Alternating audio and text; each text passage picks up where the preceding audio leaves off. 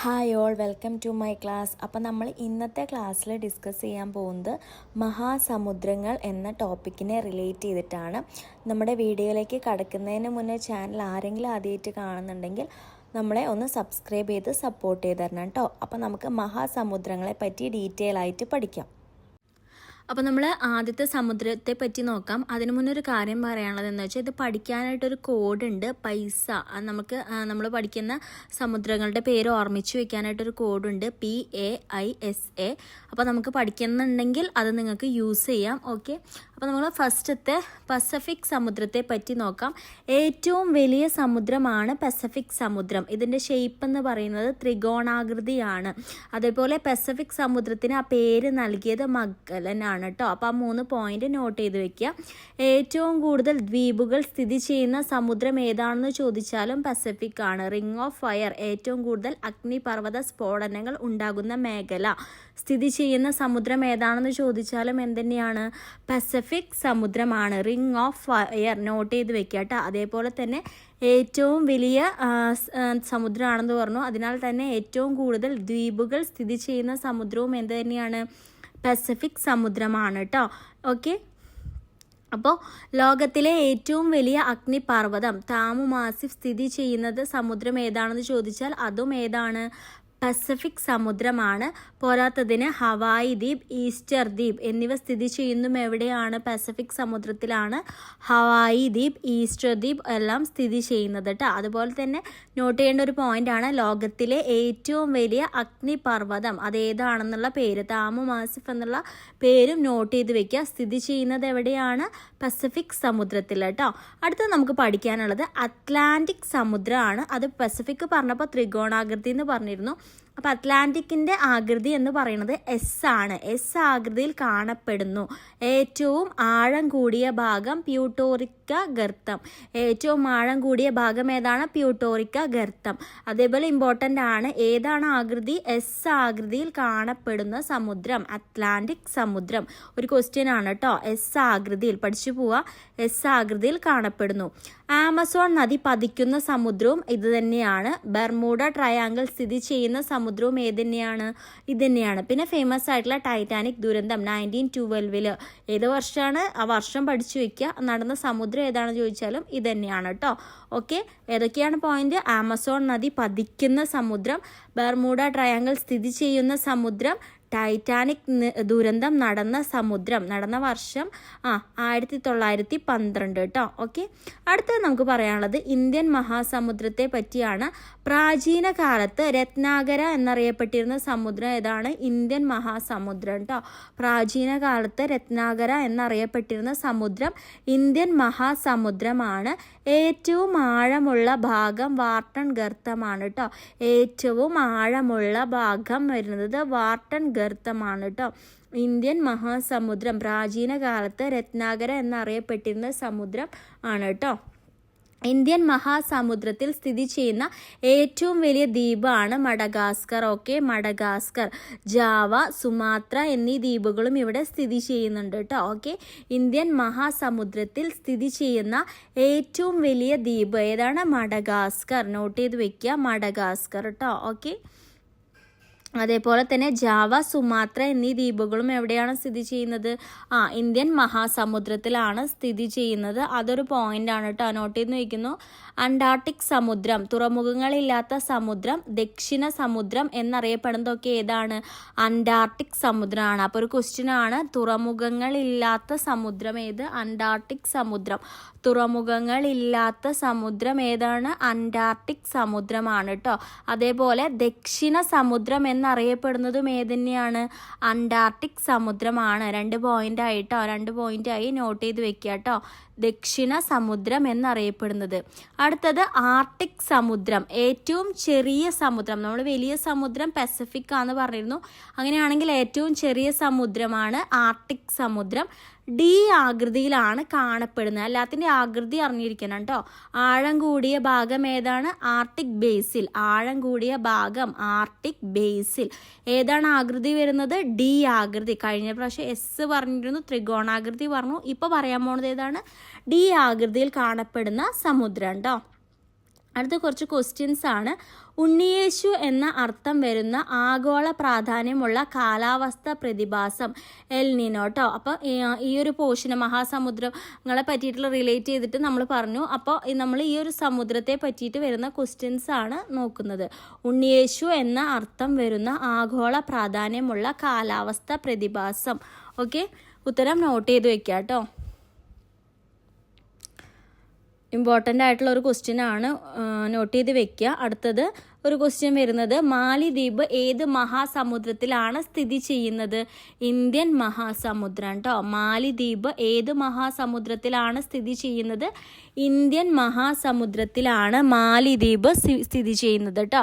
മാലിദ്വീപ് ഏത് മഹാസമുദ്രത്തിലാണ് സ്ഥിതി ചെയ്യുന്നത്? ഇന്ത്യൻ മഹാസമുദ്രം കേട്ടോ. ഏതാണ് ഉത്തരം വരുന്നത്? ഇന്ത്യൻ മഹാസമുദ്രം. മാലിദ്വീപ് ഏത് മഹാസമുദ്രത്തിലാണ് സ്ഥിതി ചെയ്യുന്നത്? ഇന്ത്യൻ മഹാസമുദ്രത്തിലാണ് മാലിദ്വീപ് സ്ഥിതി ചെയ്യുന്നത് കേട്ടോ. ഓക്കെ, വടക്ക് പടിഞ്ഞാറൻ പസഫിക് സമുദ്രത്തിനടിയിൽ ജപ്പാനിൽ നിന്നും കിഴക്കുമാറി ലോകത്തിലെ ഏറ്റവും വലിയ അഗ്നിപർവ്വതം കണ്ടെത്തി. ഈ അഗ്നിപർവ്വതത്തിൻ്റെ പേരെന്ത്? താമു മാസിഫ്. ക്ലാസ് എടുക്കുമ്പോൾ നമ്മൾ പോർഷൻ പറഞ്ഞപ്പോൾ പറഞ്ഞതാണ് ഏറ്റവും വലിയ അഗ്നിപർവ്വതം ഏതാണ്? താമു മാസിഫ് കേട്ടോ. ഏതാണ് ഏറ്റവും വലിയ അഗ്നിപർവ്വതം? അതിൻ്റെ പേര് വരുന്നത് താമു മാസിഫ്. ഇമ്പോർട്ടൻ്റ് ആണ്, അറിഞ്ഞിരിക്കണം കേട്ടോ. ക്വസ്റ്റ്യൻ ഇങ്ങനെയാണ് ചോദിച്ചത് പ്രീവിയസ് ഇയറിൽ. ഓക്കെ, ഒരു ക്വസ്റ്റ്യൻ ആണ് കേട്ടോ, അത് ഇങ്ങനെയാണ് ചോദിച്ചിട്ടുള്ളത്. ഓക്കെ, അടുത്തത് ശാന്തസമുദ്രത്തിന് ആ പേര് നൽകിയ വ്യക്തി പറഞ്ഞതാണ് കേട്ടോ, ഫെർണാണ്ട് മെഗലൻ. ഓക്കെ, അപ്പോൾ അത് നമ്മൾ പറഞ്ഞതാണ്. ശാന്തസമുദ്രത്തിന് ആ പേര് നൽകിയ വ്യക്തി ക്ലാസ് എടുക്കുമ്പോൾ ടൈമിൽ നമ്മൾ പറഞ്ഞിട്ടുള്ള ഒരു ക്വസ്റ്റ്യൻ ആണ് കേട്ടോ അത്. ശാന്തസമുദ്രത്തിന് ആ പേര് നൽകിയ വ്യക്തി. Okay okay, Ferdinand Magellan. Okay, clear ആയി നിൽക്കുന്നു കേട്ടോ. അപ്പോൾ ആ പേര് ഫുൾ നെയിം നോട്ട് ചെയ്ത് വെക്കുക. ഈ ഭാഗത്തുനിന്ന് ചോദിക്കാൻ ചാൻസ് ഉള്ള ഒരു ക്വസ്റ്റ്യൻ ആണ് കേട്ടോ അത്. പനാമ കനാൽ നിർമ്മിച്ചിട്ടുള്ളത് ഏതൊക്കെ സമുദ്രങ്ങളെ ബന്ധിപ്പിച്ചിട്ടാണ്? ഏതൊക്കെയാണ്? അറ്റ്ലാന്റിക്കും പസഫിക്കും. നോട്ട് ചെയ്ത് വെക്കുക. ഏതൊക്കെയാണ്? അറ്റ്ലാന്റിക്കും അതേപോലെ തന്നെ പസഫിക്കും. പനാമ കനാൽ നിർമ്മിച്ചിട്ടുള്ളത് ഏറ്റവും വലിയ സമുദ്രം പസഫിക് കേട്ടോ. അപ്പോൾ പനാമ കനാൽ നിർമ്മിച്ചിട്ടുള്ളത് ഏതൊക്കെ സമുദ്രങ്ങളെ ബന്ധിപ്പിച്ചിട്ടാണ്? അറ്റ്ലാന്റിക്കും അതേപോലെ തന്നെ പസഫിക്കും കേട്ടോ. അറ്റ്ലാന്റിക്കും അതേപോലെ തന്നെ പസഫിക്കും. പനാമ കനാൽ നിർമ്മിച്ചിട്ടുള്ളത് ഏതൊക്കെ സമുദ്രങ്ങളെ ബന്ധിപ്പിച്ചിട്ടാണ്? ഏറ്റവും വലിയ സമുദ്രം ഞാൻ പറഞ്ഞതാണ്, പസഫിക് സമുദ്രമാണ് ഏറ്റവും വലിയ സമുദ്രം എന്ന് പറയുന്നത് കേട്ടോ. നോട്ട് ചെയ്ത് വയ്ക്കുക. ത്രികോണാകൃതിയിലുള്ള കാണപ്പെടുന്ന സമുദ്രവും ഏത് തന്നെയാണ്? പസഫിക് സമുദ്രം തന്നെയാണ് കേട്ടോ. ഏറ്റവും വലുതും ത്രികോണാകൃതിയിൽ കാണപ്പെടുന്നതും ഏതാണ്? പസഫിക് സമുദ്രമാണ് കേട്ടോ. ഓക്കെ, അപ്പോൾ നമുക്ക് അടുത്തൊരു ക്വസ്റ്റ്യൻ നമുക്ക് നോക്കാം. ഇപ്പോൾ പസഫിക് ആണ് ഏറ്റവും വലുത്. അപ്പോൾ അടുത്തത് ഒരു ക്വസ്റ്റ്യൻ എന്ന് പറയുന്നത്, ഏറ്റവും കൂടുതൽ വാണിജ്യ പ്രാധാന്യമുള്ള സമുദ്രം? അറ്റ്ലാന്റിക് സമുദ്രം. ഏറ്റവും കൂടുതൽ വാണിജ്യ പ്രാധാന്യമുള്ള സമുദ്രം? അറ്റ്ലാന്റിക് സമുദ്രം. ഏറ്റവും കൂടുതൽ വാണിജ്യ പ്രാധാന്യമുള്ള സമുദ്രം? അറ്റ്ലാന്റിക് സമുദ്രം കേട്ടോ. ഏറ്റവും കൂടുതൽ വാണിജ്യ പ്രാധാന്യം, ക്വസ്റ്റ്യൻ ശ്രദ്ധിക്കുക, വാണിജ്യ പ്രാധാന്യം എന്നാണ് ചോദിച്ചിട്ടുള്ളത്. അതേതാണ്? അറ്റ്ലാന്റിക് സമുദ്രം കേട്ടോ. ഏറ്റവും കൂടുതൽ വാണിജ്യ പ്രാധാന്യം, ഇപ്പം തന്നെ പഠിച്ചു പോവാ, വാണിജ്യ പ്രാധാന്യമുള്ളത്. ഓക്കെ, അടുത്തത് ഇംഗ്ലീഷ് അക്ഷരം എസിൻ്റെ ആകൃതിയിലുള്ള സമുദ്രം ഏതാണ്? അറ്റ്ലാന്റിക് സമുദ്രം. ഓരോന്നിൻ്റെ ആകൃതി പഠിച്ചു വയ്ക്കാൻ പറഞ്ഞിട്ടുണ്ടായിരുന്നു. ഏതാണ്? അറ്റ്ലാന്റിക് സമുദ്രം. ഇംഗ്ലീഷ് അക്ഷരം എസിൻ്റെ ആകൃതിയിലുള്ള സമുദ്രം ഏതാണ്? അറ്റ്ലാന്റിക് സമുദ്രം. ഓക്കെ, ഇംഗ്ലീഷ് അക്ഷരം എസിൻ്റെ ആകൃതിയിലുള്ള സമുദ്രം ഏതാണ്? അറ്റ്ലാന്റിക് സമുദ്രം കേട്ടോ. ഇംഗ്ലീഷ് അക്ഷരം എസിൻ്റെ ആകൃതിയിൽ ഉള്ള സമുദ്രം അറ്റ്ലാന്റിക് സമുദ്രം. ഓക്കെ, ത്രികോണാകൃതിയിലുള്ള സമുദ്രം ഏതാണ്? പസഫിക് സമുദ്രമാണ് കേട്ടോ. ത്രികോണാകൃതിയിലുള്ള സമുദ്രം ഏതാണ്? പസഫിക് സമുദ്രമാണ്. ഏറ്റവും വലിയ സമുദ്രവും ഏത് തന്നെയാണ്? പസഫിക് സമുദ്രം തന്നെയാണ് കേട്ടോ. സോ ഷേപ്പ് നോട്ട് ചെയ്ത് വെക്കുക കേട്ടോ. ത്രികോണാകൃതി എന്ന് കേൾക്കുമ്പോൾ ഏതാണ്? പസഫിക് ആണ് നമുക്ക് ഓർമ്മ വരേണ്ടത് കേട്ടോ. ഷേപ്പ് നമ്മൾ നോട്ട് ചെയ്ത് വെക്കുക. ഷേപ്പ് ഇമ്പോർട്ടൻ്റ് ആണ്. എല്ലാ സമുദ്രത്തിൻ്റെയും ഷേപ്പ് നോട്ട് ചെയ്ത് വെക്കുക കേട്ടോ. ത്രികോണാകൃതിയിലുള്ള സമുദ്രം.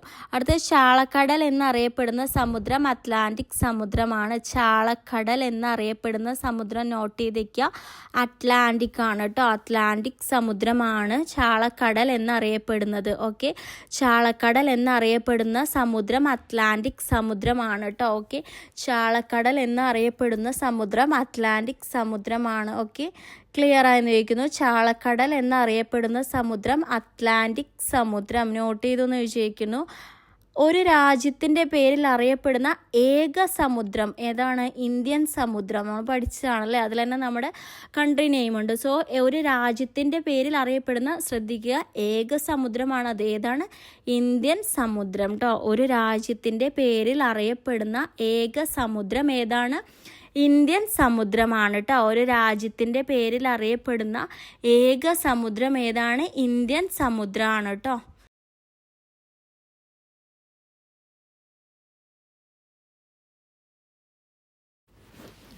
അടുത്തത് ദക്ഷിണ സമുദ്രം അഥവാ അന്റാർട്ടിക് സമുദ്രം എന്നറിയപ്പെടുന്നത് സതേൺ സമുദ്രമാണ്. നമ്മൾ കോഡ് പറഞ്ഞപ്പോൾ PAISA എന്ന് ഉദ്ദേശിച്ചത് സതേൺ സമുദ്രമാണ് കേട്ടോ. അപ്പം 3 പേരും പഠിച്ചിരിക്കുക.